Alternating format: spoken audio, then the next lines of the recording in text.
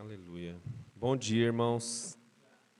Hoje, mais uma vez, estou muito feliz porque nós vamos ter a apresentação de uma bebê. Uma bebê que a gente acompanha o crescimento dela já há um tempo. Estamos muito alegres com isso. E 2 semanas atrás nós tivemos uma outra apresentação aqui. E eu fico muito feliz de ver uma nova geração se levantando, né? Nós fazemos igreja para as próximas gerações. Então, assim como fomos ensinados, estamos aqui para ensinar as próximas gerações, para deixar um legado. E me alegra muito saber que temos tantas crianças aqui. E hoje nós vamos ter a apresentação da Maê. E eu queria, mais uma vez aqui, explicar como que funciona, por que nós apresentamos. A apresentação não é batismo.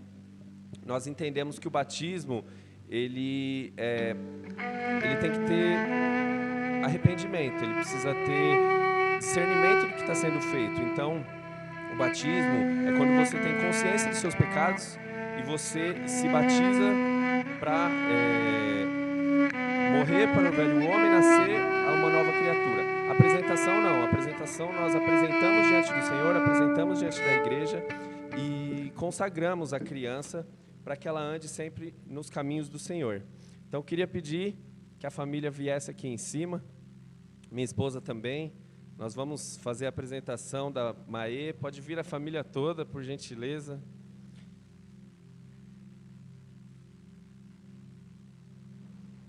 Deixa eu colocar as fotos.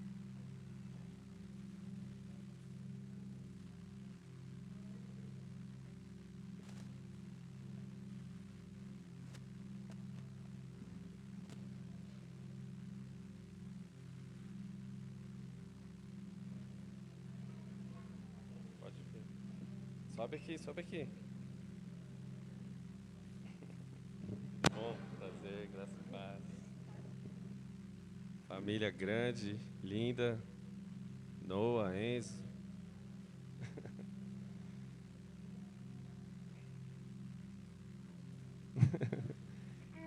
Amém? O Salmo 127, no versículo 3, vai dizer que os filhos são herança do Senhor. E nós cremos que a Maê é herança do Senhor na vida de vocês. Então, nós queremos agora, como igreja, apresentá-la diante do Senhor, consagrar a vida dela. E antes da gente fazer isso, eu queria fazer uma pergunta. Carol, qual que é o seu nome? Giovanni, Carol, Giovanni.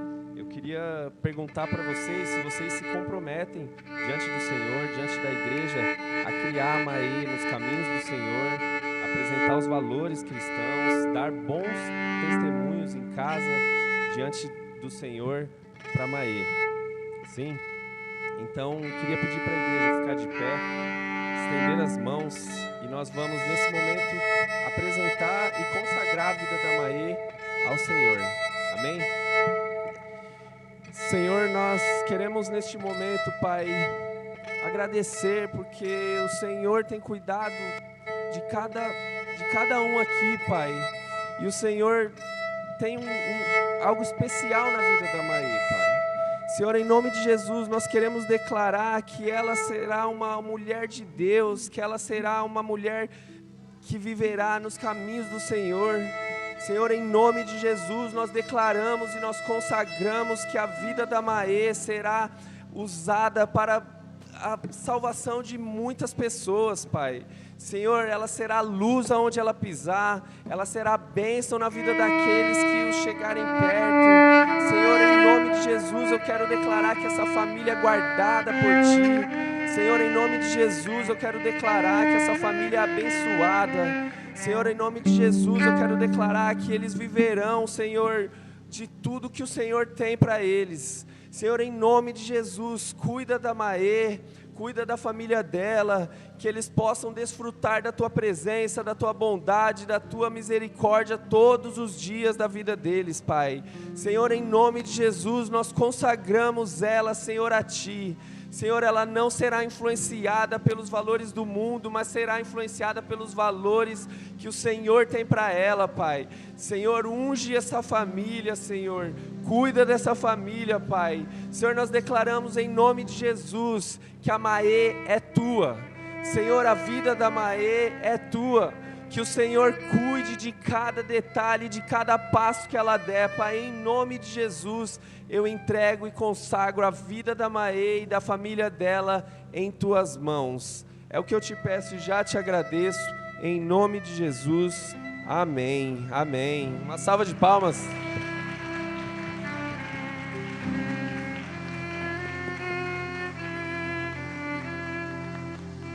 Vamos tirar uma foto aqui rapidinho? Tira uma foto aqui da família.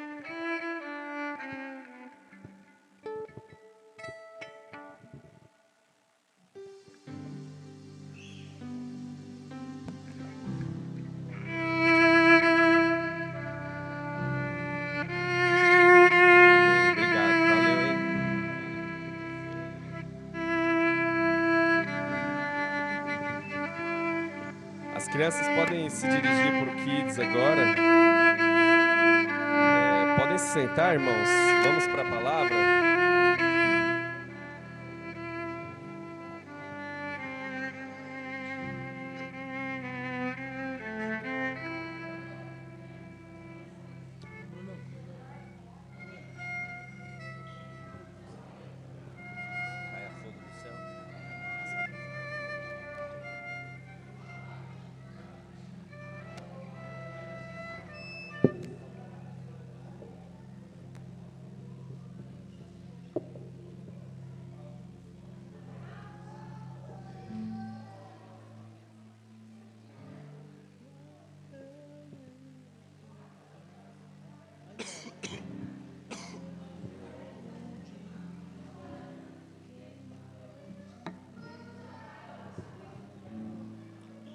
Amém, irmãos. Bom dia a todos.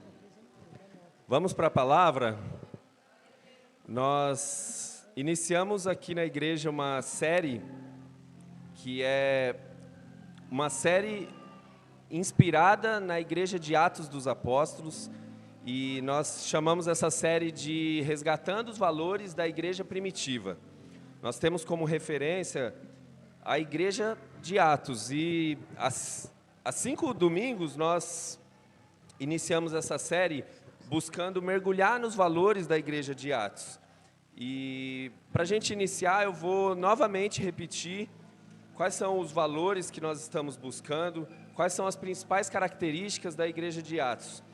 Então, o que nós estamos buscando como igreja, o que nós estamos nos inspirando como igreja? Uma igreja cheia do Espírito Santo, uma igreja apaixonada pela palavra, uma igreja comprometida com a comunhão, uma igreja perseverante em oração, uma igreja marcada pela santidade, dedicada ao serviço e comprometida com a missão, e também uma igreja perseverante nas tribulações. Então aqui são várias características da igreja de Atos, várias características da igreja primitiva, características essas que nós estamos estudando, buscando, para que a gente possa viver o que eles viveram lá no livro de Atos, como está relatado lá no livro de Atos. Vamos fazer uma breve recapitulação do que a gente já viu. Nós começamos estudando sobre a promessa de Jesus. Jesus pediu que os apóstolos permanecessem em Jerusalém, porque do alto eles seriam revestidos de poder. Eles foram obedientes, permaneceram. No dia de Pentecostes, o Espírito Santo veio, o Espírito Santo se derramou sobre a igreja. Pedro se levantou, Pedro pregou a palavra, 3.000 almas foram convertidas. Então, era uma igreja apaixonada pela palavra. Nós também mergulhamos nesse valor da igreja. Era uma igreja que perseverava na doutrina. Nós já estudamos também que a doutrina não é regra, doutrina é direção. Era o ensino que aquela igreja tinha, e eles aprendiam dos apóstolos. E na semana passada nós falamos sobre a comunhão, sobre eles viverem em comunhão. O que significava a comunhão dessa igreja? Significava que eles faziam tudo junto, eles viviam a vida do reino juntos, e eles expressavam o amor de Cristo. Eles amavam uns aos outros.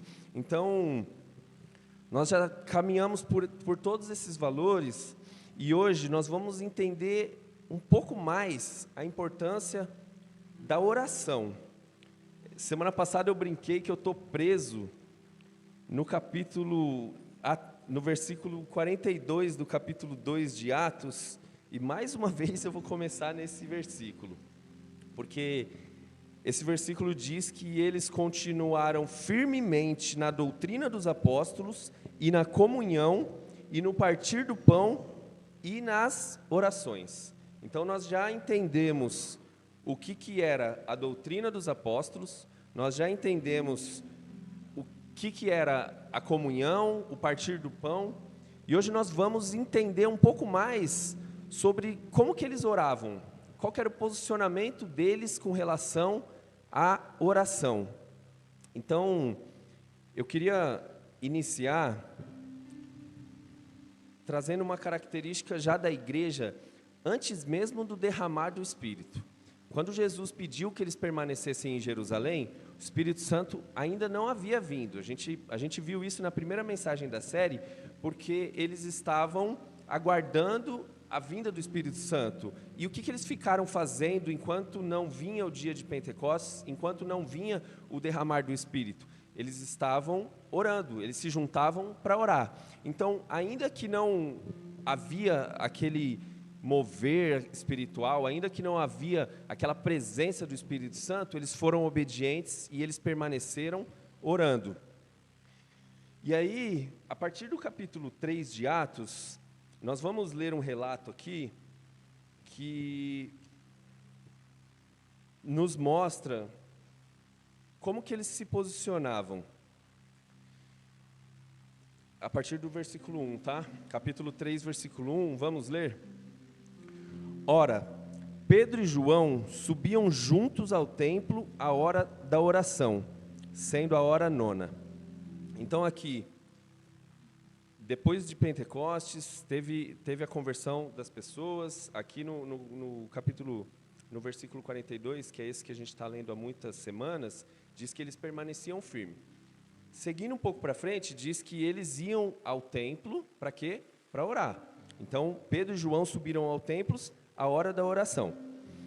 Estava sendo carregado um homem coxo desde o ventre da sua mãe, o qual diariamente punham à porta do templo, chamada Formosa, para pedir esmola aos que entravam no templo, o qual, vendo Pedro e João entrando no templo, pediu uma esmola. E Pedro, fixando os olhos nele com João, disse: olha para nós. E ele estava atento, esperando receber alguma coisa deles. Então Pedro disse: eu não tenho prata nem ouro, mas o que eu tenho, isto te dou.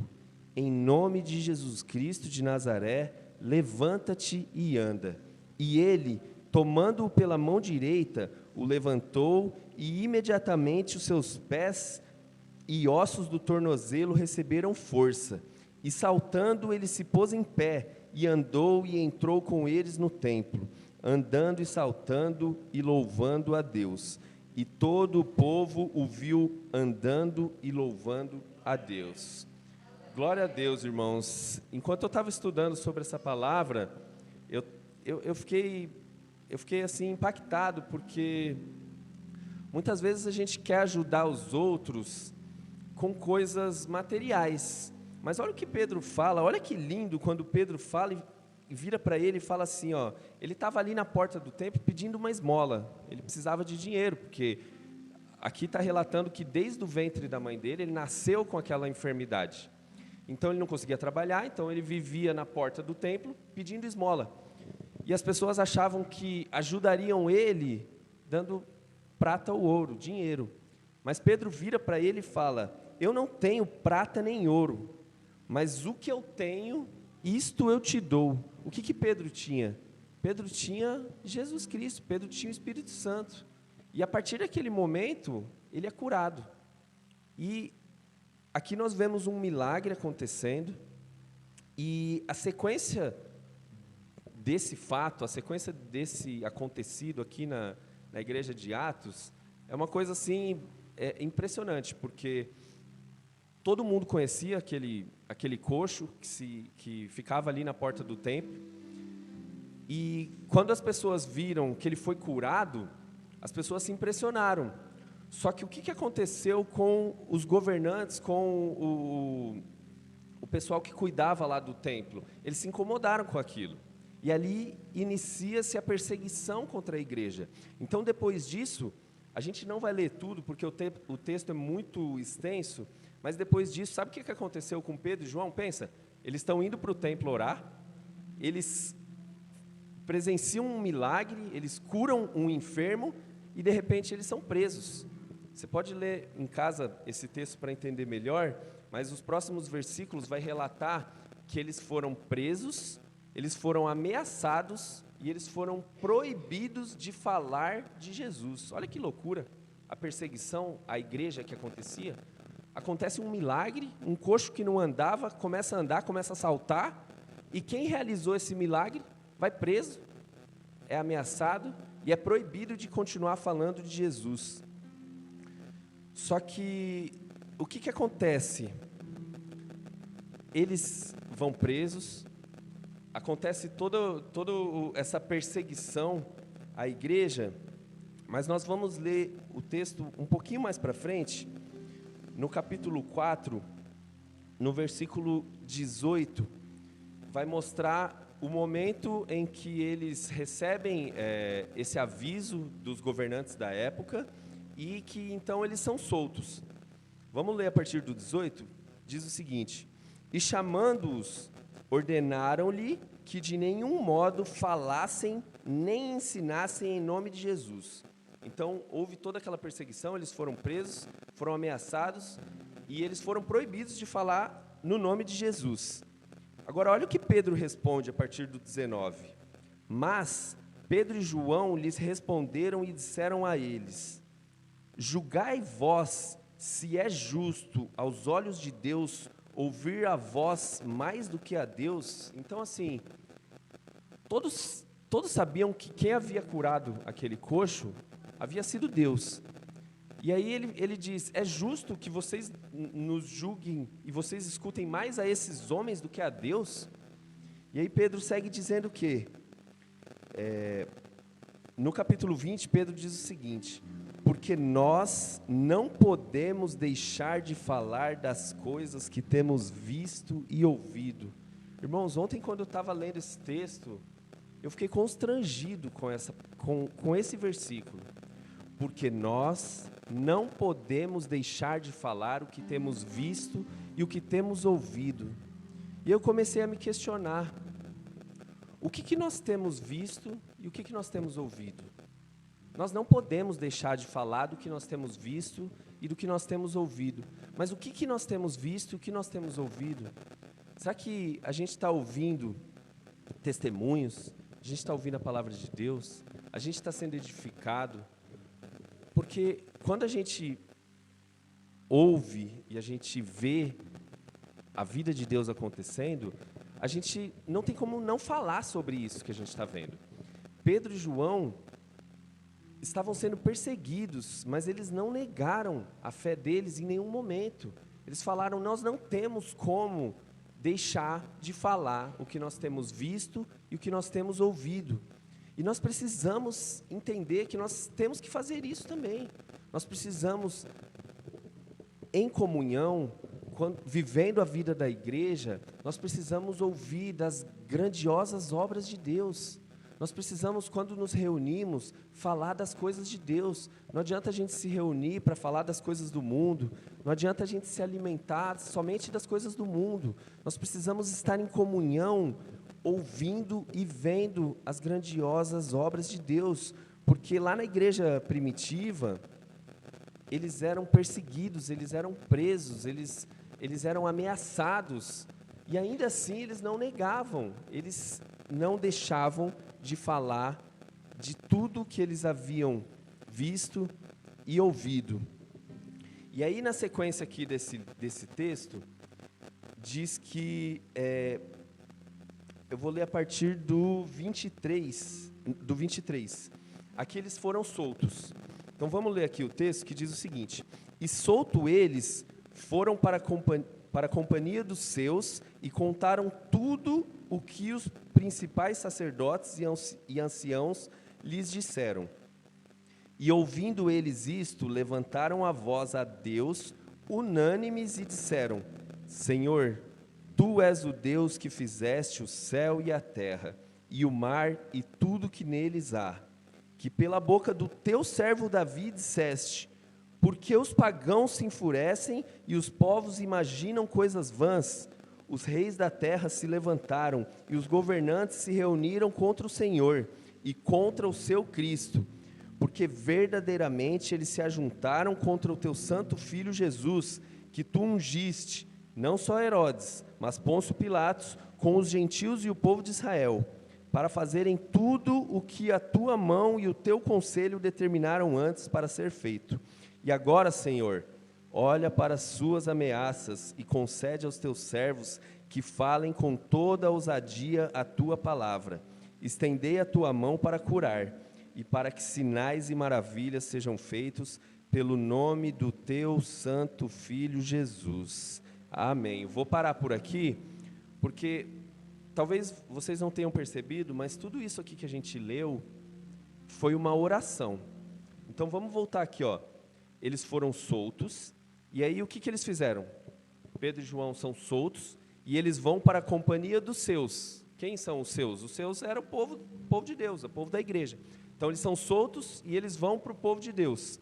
E aí diz que eles contam o que aconteceu com eles na cadeia, e aí eles, unânimes, eles disseram: Senhor, Tu és o Deus que fizeste o céu e a terra. Então aqui, quando diz que eles disseram, o que eles estão fazendo? Eles estão iniciando uma oração, eles estão conversando com Deus. Então pensa, eles foram presos, foram perseguidos. Na hora que eles saem, eles não murmuram, eles não reclamam, eles não fazem um plano para fugir, um plano para combater aquela perseguição, eles não entram em desespero, eles se reúnem e, de forma unânime, eles iniciam uma oração. De forma unânime, eles começam a orar. E como que funciona a oração?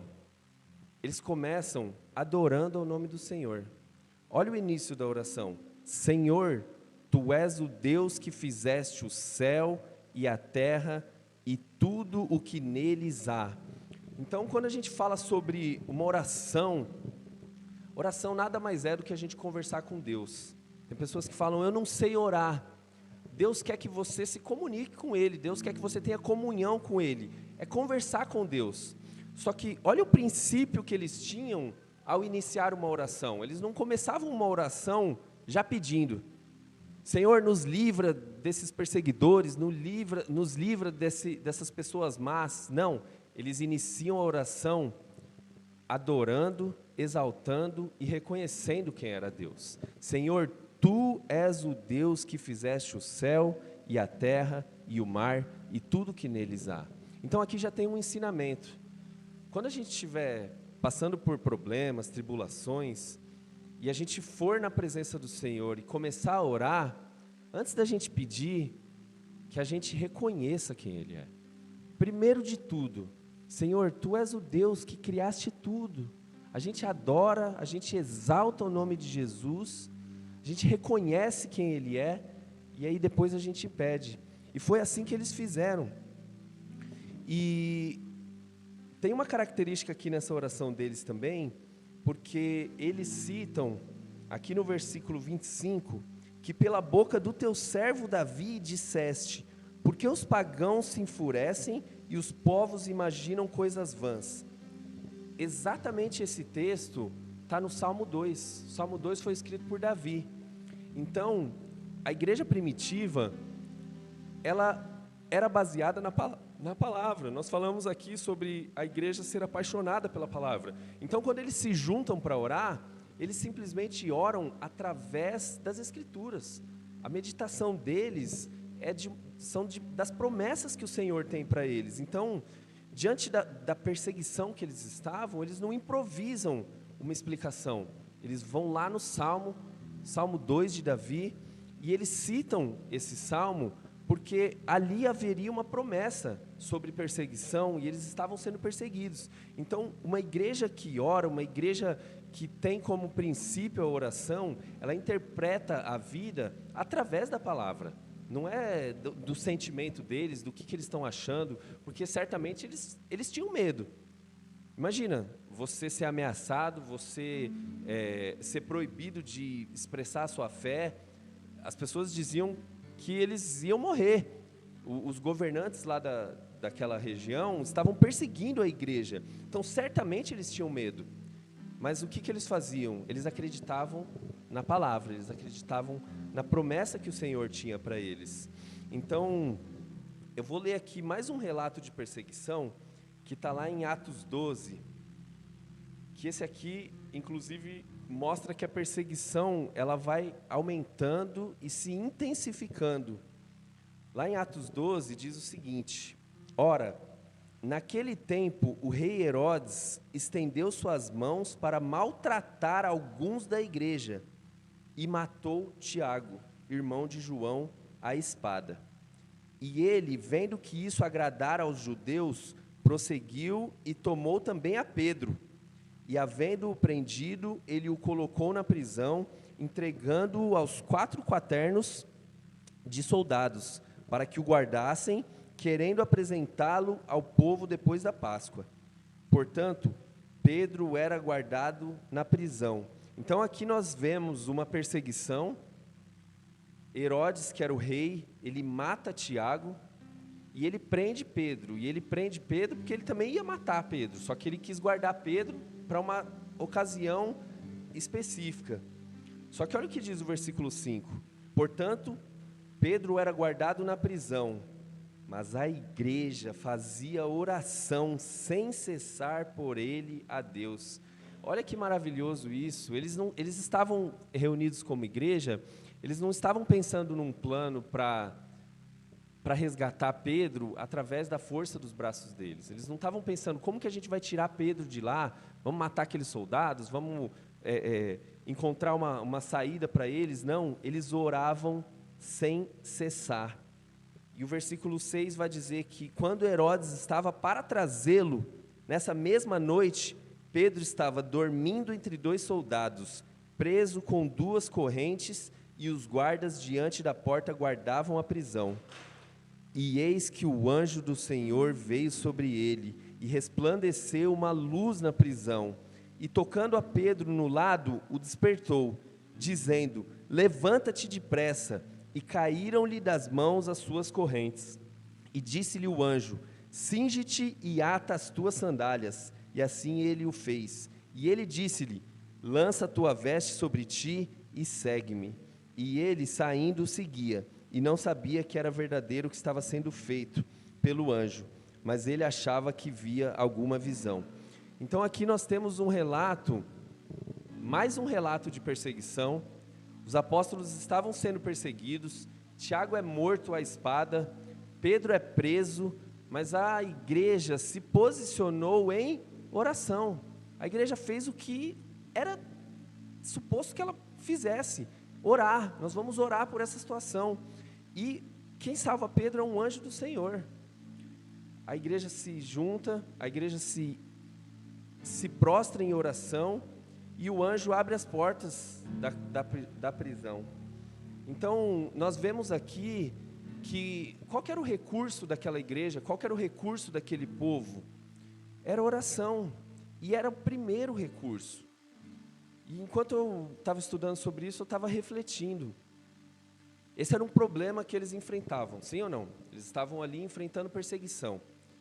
Quantos aqui têm problemas? Quem não tiver, eu tenho alguns aí, se quiser pegar um pouco. Todos nós temos problemas. E quando a gente se depara com um problema, a gente tem diversas reações. A gente reclama, a gente murmura, a gente começa a pensar em soluções, a gente começa a agir para resolver esse problema. Então a gente pede conselho, a gente busca a solução, Hoje em dia o ChatGPT é a fonte de todo mundo, né? Meu Deus, não sei o que fazer. Chat, o que eu faço? E aí, depois que a gente pensa em tudo que a gente poderia fazer para resolver aquele problema, aí que a gente lembra, deixa eu orar, né? Deixa eu orar para resolver esse problema. Só que a ordem está invertida, irmãos. A gente tem que buscar a solução, a gente tem que pedir conselho, a gente tem que dar passos para resolver os problemas? Sim, mas antes de tudo isso, a gente precisa orar. Dor de cabeça, meu Deus, acordei com uma dor de cabeça. A gente vai tomar um remédio, a gente vai comer alguma coisa, porque às vezes está muito tempo em jejum, a gente vai, vou marcar um exame para ver o que está acontecendo. A gente faz várias coisas, e aí depois de tudo isso a gente lembra, meu Deus, eu esqueci de orar por isso. A igreja primitiva, ela era o contrário. O primeiro recurso da igreja primitiva era a oração. E é isso que nós precisamos entender e de fato viver. Nós vamos enfrentar problemas, nós vamos enfrentar dificuldades, mas o nosso primeiro recurso tem que ser a oração. Porque através da oração, Deus vai mover todas as outras coisas. A palavra diz que buscai em primeiro o reino de Deus e as demais coisas vos serão acrescentadas. Primeiro, não é a gente dar os nossos passos, nós temos que dar passos. Mas o primeiro é buscar o reino de Deus, é buscar a orientação do Senhor. E como que a gente busca a orientação do Senhor? Orando, é conversando com Deus. Então, nós precisamos entender que o nosso primeiro recurso é a oração. Nosso primeiro recurso vem de Deus.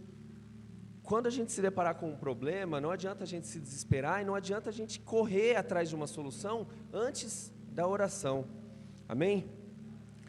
Eu queria destacar um outro ponto que está relatado nesse texto que a gente acabou de ler, no versículo 29. Atos 4, 29. Pedro e João estão orando ali com os discípulos e olha o que eles dizem.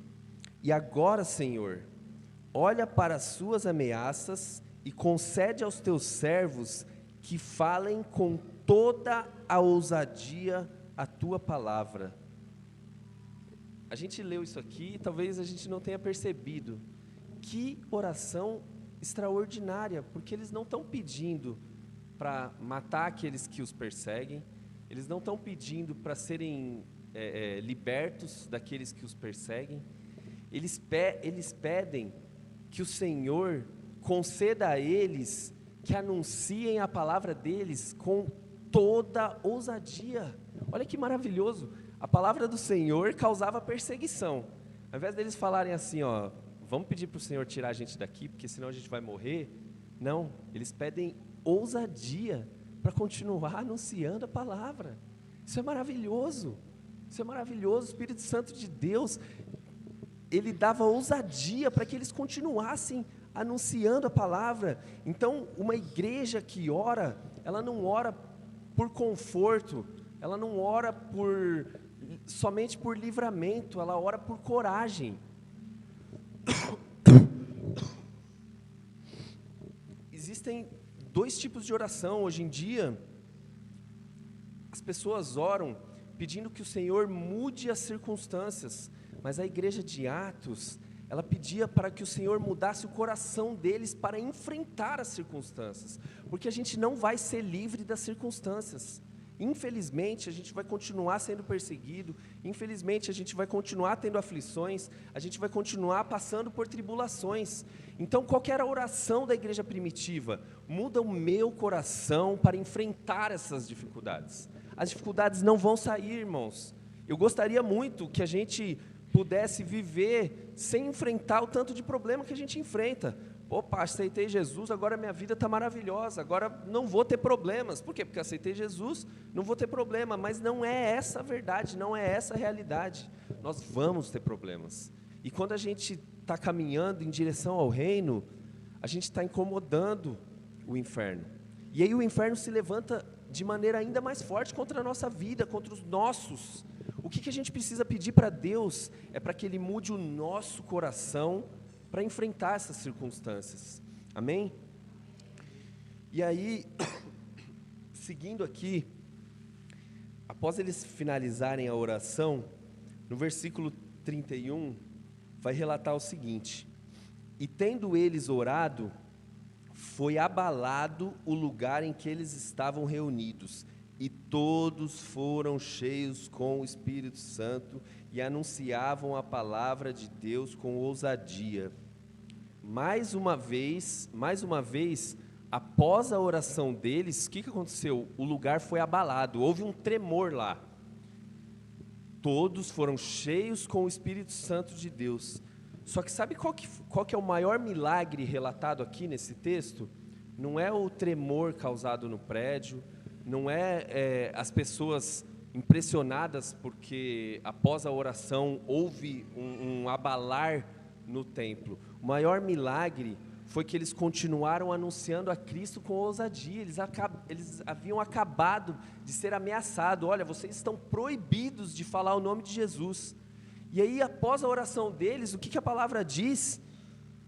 Que todos foram cheios com o Espírito Santo e anunciavam a palavra de Deus com ousadia. Ou seja, eles haviam acabado de orar pedindo ousadia, e eles anunciaram a palavra de Deus com ousadia. Deus escutou a oração deles, e eles cumpriram aquilo que eles tinham pedido. Então, toda vez que a gente pede algo para Deus, e Deus nos concede, é nossa responsabilidade fazer aquilo. Quando a gente pede para Deus nos livrar de problemas, de situações, geralmente a gente tem a mania de barganhar, né?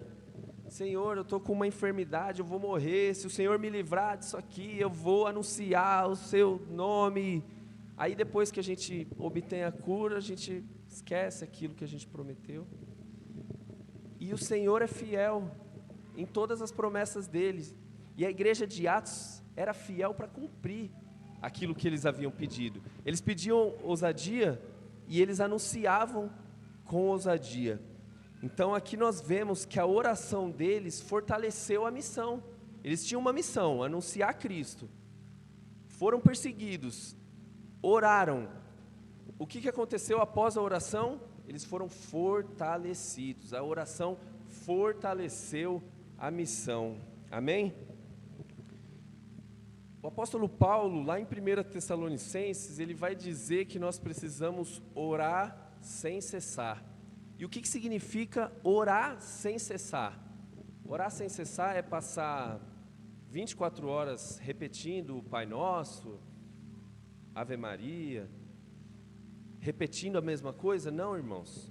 Orar sem cessar é uma conexão contínua com Deus. Não é ficar repetindo a mesma coisa o tempo inteiro. Nós precisamos ter uma conexão contínua com Deus.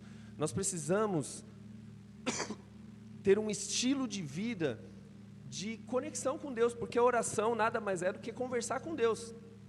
Então existe a oração em que a gente coloca para fora, a oração que a gente faz aqui, a oração que a gente faz no secreto, no quarto, mas existe um estilo de vida de oração. Qual que é o estilo de vida de oração? É tudo que eu faço, eu agradeço a Deus. Eu levanto, obrigado, Senhor, porque o Senhor me sustentou para me levantar. Eu vou tomar o meu café, obrigado, Senhor, porque o Senhor provê um café da manhã para mim. Eu me reúno com os meus irmãos, obrigado, Senhor, pela oportunidade de me reunir com os irmãos. Isso é um estilo de vida. Isso é orar sem cessar. A gente ficar repetindo palavras nada mais é do que religiosidade. Então, quando o apóstolo Paulo diz para a igreja orar sem cessar, não é para a gente ficar repetindo a mesma coisa. É para a gente ter comunhão com Deus o tempo inteiro. E o que essa comunhão com Deus o tempo inteiro nos mostra? Que nós temos, que isso é uma atitude de dependência. Porque tudo que a gente faz, a gente agradece a Deus. Tudo que a gente faz, a gente pede direção para Deus. Ou seja, eu não faço nada da minha própria vontade. Tudo que eu faço é dependendo do Senhor. Então essa é uma atitude de dependência. A igreja de Atos, a igreja primitiva, tinha dependência do Senhor. Eles não faziam nada sem orar. Eles oravam, pediam direção e continuavam caminhando na missão. Amém? No livro de Tiago 4, diz o seguinte, eu amo esse versículo: aproximem-se de Deus e Ele se aproximará de vocês. Em todo tempo a Bíblia, ela está dizendo o seguinte: deem o primeiro passo, que Deus irá corresponder. Os céus irão corresponder aos nossos passos. Quando a gente se prostra em oração, de agradecimento, de reconhecimento, e com um clamor, porque Deus é misericordioso, para nos dar do melhor. Então, qual que é a atitude que nós temos que ter? Nós temos que dar esse primeiro passo. Aproximem-se de Deus e Ele se aproximará de vocês. Como que a gente se aproxima de Deus? Orando, orando. Eu não sei orar, Bruno. Não tem segredo. Você vai reconhecer quem Deus é na sua oração. Você vai reconhecer quem você é nessa oração. Você é dependente de Deus. Deus é soberano, Deus é majestoso. Deus é o Criador dos céus e da terra. Nós somos criatura, nós somos limitados. Então nós iniciamos uma oração reconhecendo quem Deus é, reconhecendo quem nós somos, e nós temos liberdade para pedir. Pedir o quê, Bruno? Pedir um carro novo? Pedir dinheiro? Irmãos, não sei se vocês sabem, mas a Bíblia, ela tem cerca de 8.000 promessas. 8.000 promessas. E está disponível para a gente. Talvez a gente peça errado. Se a gente começa a ler a palavra, se a gente começa a entender as promessas de Deus para a nossa vida, fica muito mais fácil pedir. Fica muito mais fácil, porque, irmãos, a oração não é para mudar a vontade de Deus. Deus é soberano na vontade dEle. A oração é para alinhar o nosso coração à vontade dEle. Quantas vezes eu comecei uma oração pedindo algo, e eu terminei a oração constrangido, agradecendo pelo que eu já tinha. Porque Deus alinha os corações, a vontade dEle não muda, a vontade dEle é soberana. É a gente que tem vontades erradas, é a gente que se ilude. Mas quando a gente se prostra, reconhece a soberania dEle e alinha o nosso coração, a gente passa a agradecer, e um coração grato. É maravilhoso quando a gente está cheio de gratidão, a gente não reclama, a gente usufrui, a gente consegue ser feliz com o que nós temos. Então, irmãos, a oração, ela é necessária para o cristão. Nós não conseguimos viver de forma independente. No momento em que nós oramos, nós estamos declarando que nós somos dependentes de Deus. E a igreja primitiva simplesmente vivia isso o tempo inteiro. E para a gente finalizar, eu queria pegar uma passagem do Velho Testamento. É uma passagem que dá para fazer uma pregação, várias pregações, que é a história de Elias. Muitos devem conhecer. Quem não conhece, eu vou fazer um resumo muitíssimo rápido. Elias era um profeta da época, e naquela época o povo estava meio perdido, o povo havia abandonado Deus. Então Israel havia abandonado Deus, e existiam os profetas de Baal, que estava tirando a fé do povo. E aí Elias propõe um desafio para aquele povo. Ele simplesmente chama os profetas de Baal e ele diz: vamos fazer um desafio para mostrar quem que é o Deus de Israel. Os profetas diziam que Baal era o Deus de Israel, era o soberano. Mas Elias, ainda que o povo estava perdido, Elias ouvia do Senhor. Ele era um profeta e ele ouvia do Senhor. Então, o que aconteceu na história de Elias? Só um minutinho, irmãos. A garganta está seca.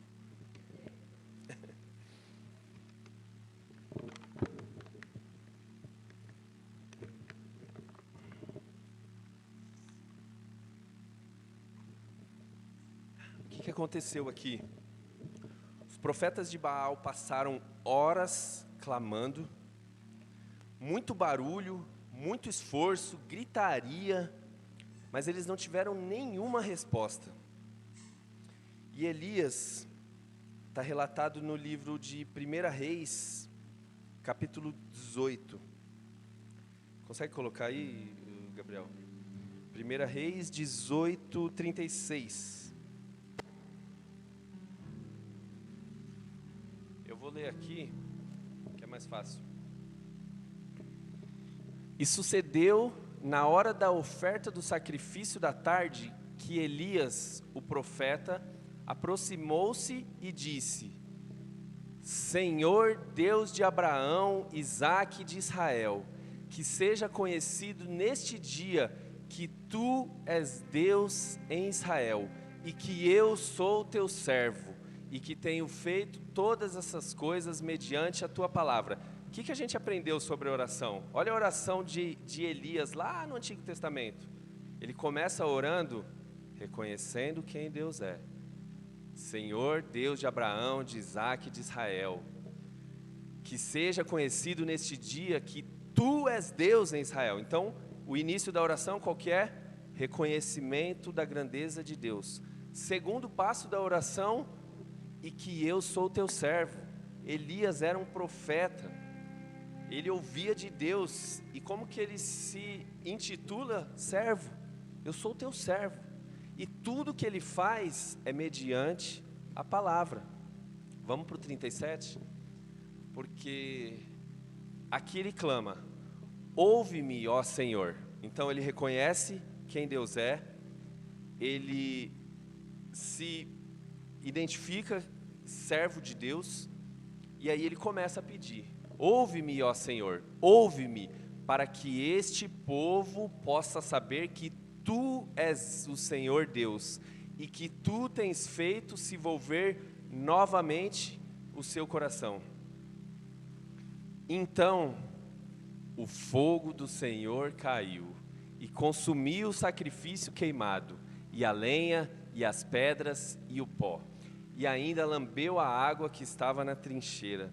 Então, irmãos, nesse momento, o povo estava com a fé enfraquecida. Os profetas de Baal estavam ali zombando de Deus, dizendo que eles iam conseguir. Eles estavam fazendo muito barulho, muita gritaria, um grande clamor. Só que a oração de Elias é muito simples. O que ele faz? Ele reconstrói o altar. O altar de Elias era um altar puro.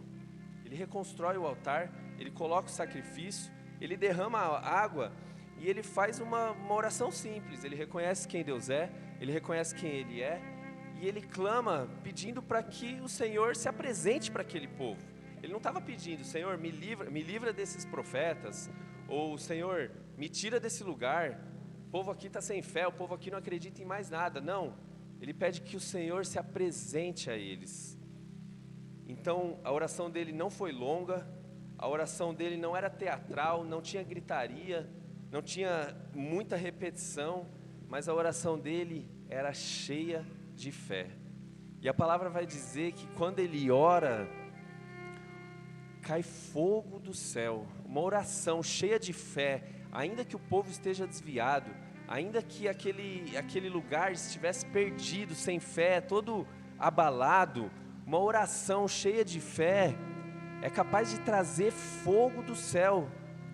Então, irmãos, eu queria que no dia de hoje, a gente entendendo o poder da oração, a gente nessa busca incessante que nós estamos, pelos valores da igreja primitiva, que a gente possa clamar por fogo do céu. Porque quando a gente tem fé, a nossa oração não precisa ser cheia de palavras bonitas, nossa oração não precisa ser longa, a gente não precisa passar o dia inteiro repetindo as mesmas palavras. Se a gente fizer uma oração reconhecendo quem Deus é, reconhecendo quem nós somos diante de Deus, e pedindo que as promessas do Senhor que estão na sua palavra sejam cumpridas, irmãos, não tem como, vai se cumprir. Elias era um homem cheio de fé, e ao orar, caiu fogo do céu, consumiu o holocausto. Feche seus olhos, peça ao Senhor que o Senhor se apresente, ainda que você esteja sem fé nessa manhã, ainda que você tenha enfrentado perseguições, ainda que você tenha enfrentado problemas, ainda que você não entenda o que o Senhor tem feito, por que o Senhor não resolve uma determinada situação da sua vida.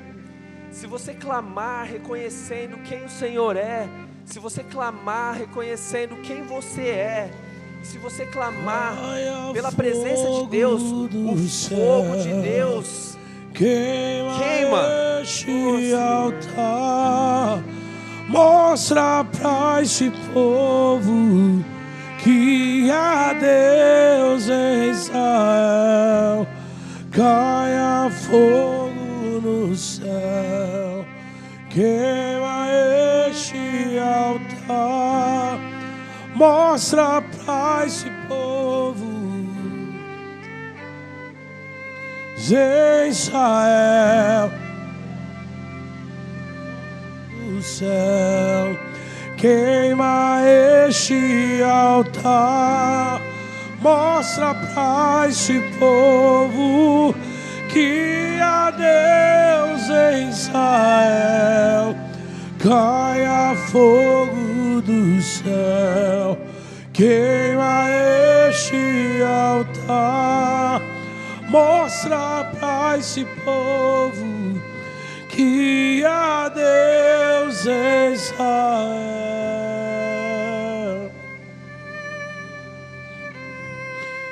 Que há Deus em Israel.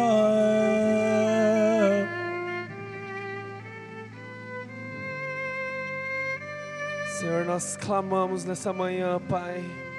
Nós clamamos pelo Teu fogo, pelo Teu Espírito Santo. Senhor, mostra para esse povo, Senhor. Mostra para esse povo que o Senhor é Deus de Israel e que Tu fizeste conforme a Tua palavra, Senhor. Senhor, nós ainda cremos nas Tuas promessas, Senhor. Nós clamamos pela Tua promessa, Senhor. Derrama o Teu fogo sobre nós. Derrama o Teu fogo sobre nós, Senhor. Senhor, nós declaramos, Pai, em nome de Jesus. Oh, Senhor, aleluia. Queima este altar. Mostra pra esse povo que há Deus em Israel. Caia fogo do céu, queima este altar. Mostra pra esse povo que há Deus em Israel. Caia fogo do céu, queima este altar. Mostra pra esse povo que há Deus em Israel.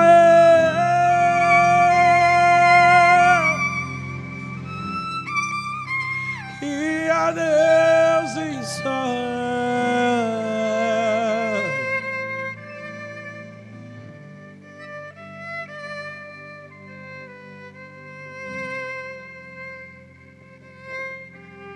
Oh, Senhor, nós queremos agradecer, Pai, porque o Senhor continua sendo soberano. O Senhor continua sendo Deus que não perdeu o controle das nossas vidas, Pai.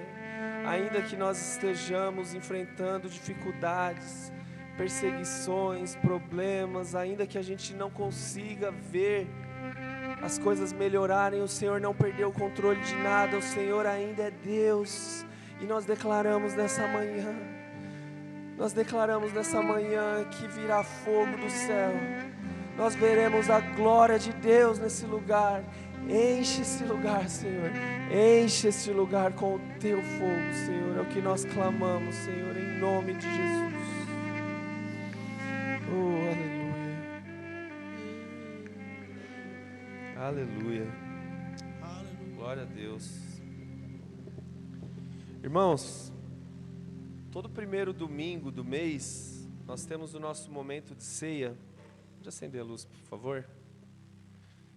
E eu queria ler bem brevemente o texto que está em Lucas, capítulo 22, versículo 19. Jesus diz o seguinte: e ele, tomando o pão e tendo dado graças, partiu e deu-lhe, dizendo: isto é o meu corpo que é dado por vós, fazei isso em memória de mim. Semelhantemente também o cálice, depois da ceia, dizendo: este cálice é o novo testamento no meu sangue, que é derramado por vós. O que nós entendemos sobre a ceia? Aqui, Jesus está dando uma instrução muito clara. Este é o Novo Testamento. Existia o Velho Testamento, que foi estabelecido por Deus através de Moisés. E depois da vinda de Jesus, Jesus estabelece um Novo Testamento. E o que Jesus está pedindo aqui para eles? Jesus diz o seguinte: fazei isto em memória de mim. Então, todas as vezes que nós ceiamos, o que nós estamos fazendo? Nós estamos nos lembrando do sacrifício feito na cruz. Então, não existe nenhum misticismo relacionado à Santa Ceia.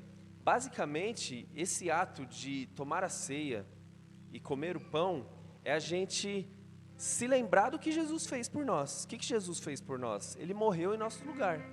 Nós estávamos perdidos nos nossos delitos e pecados, e Ele levou sobre si tudo. Então, através do sangue dele, nós temos salvação.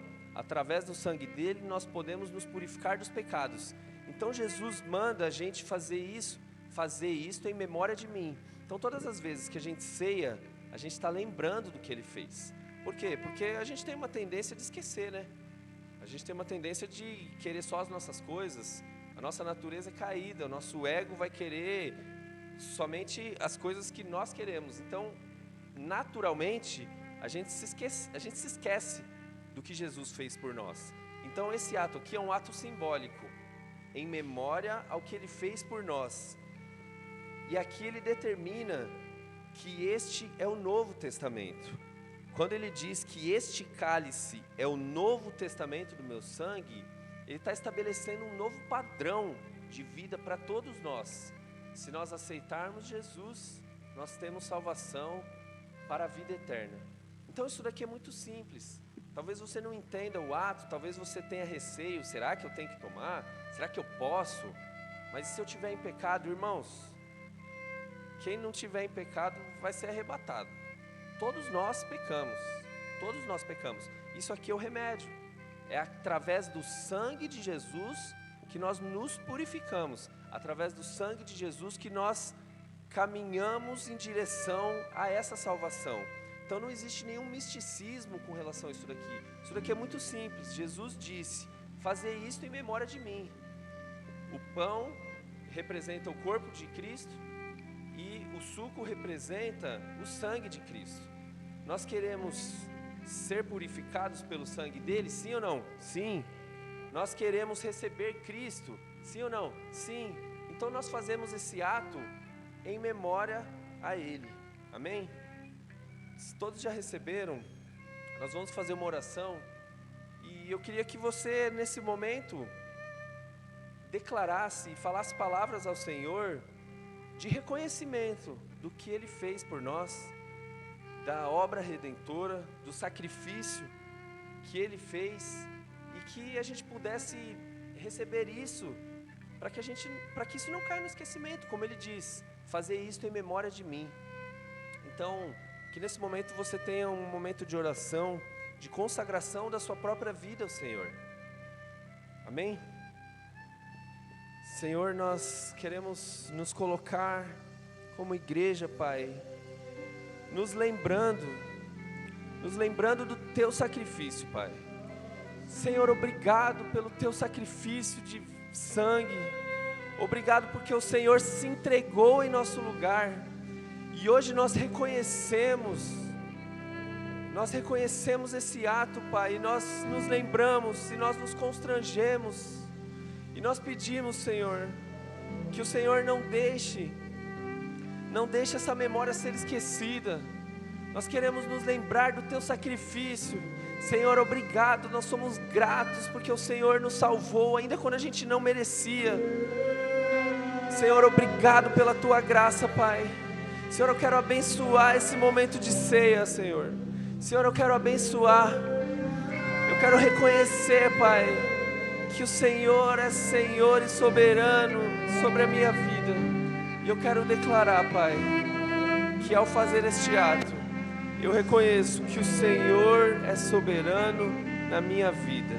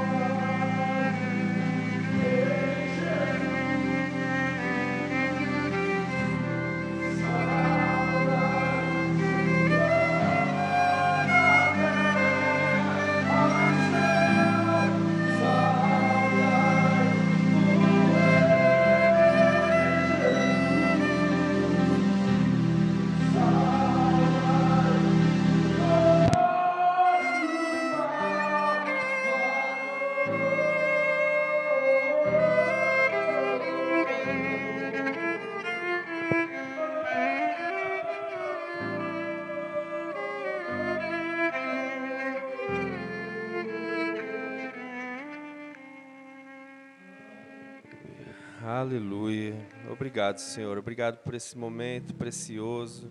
Obrigado porque podemos, como igreja, reconhecer o que o Senhor é na nossa vida. Obrigado porque o Senhor tem cuidado de nós. Amém?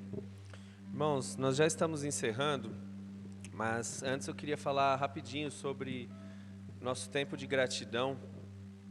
E eu queria rapidamente explicar por que nós dizimamos e por que nós ofertamos. Não é por obrigação, não é por constrangimento. Nós temos 3 princípios. Esses princípios são baseados no versículo de 2 Coríntios 9, 7, que diz que cada um contribua segundo propôs no seu coração, não com tristeza ou por necessidade, porque Deus ama ao que dá com alegria. Então, não é por obrigação, não é por constrangimento, mas porque Deus se alegra quando a gente dá com alegria. E quais são os nossos princípios? Generosidade, gratidão e amor. Nós somos generosos porque Jesus é generoso conosco. Nós somos gratos porque Ele faz por nós. Nós temos gratidão a tudo que Jesus já fez por nós. E nós temos amor porque nós amamos a obra do Senhor. Então, se nós amamos a obra do Senhor, nós auxiliamos essa obra a continuar acontecendo. Então, esses são os nossos 3 princípios. Nós entendemos que ninguém é obrigado a ofertar, ninguém é obrigado a dizimar, mas baseado nesses 3 princípios, generosidade, gratidão e amor, nós ofertamos e nós fazemos essa obra acontecer.